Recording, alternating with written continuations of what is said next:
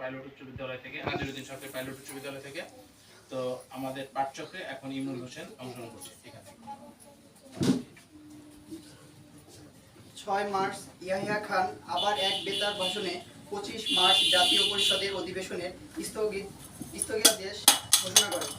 এছাড়া lieutenant general টিক্কা খানকে এদিনে পূর্ব পাকিস্তানের গভর্নর হিসেবে নিয়োগের সরকারি ঘোষণা দেন। সারা দেশের মতো রাজবাড়িতেও অসহযোগ আন্দোলন চলতে থাকে। পালিত হয় বঙ্গবন্ধুর ডাকা হরতাল। এদিকে বঙ্গবন্ধু 7 মার্চ সোহরাওয়ার্দী উদ্যানে জনসভার ঘোষণা দেন। সংবাদ শোনার পর 4-5 দিন আগে থেকে রাজবাড়ী জেলার অগণিত মানুষ ঢাকার উদ্দেশ্যে রওনা হয়।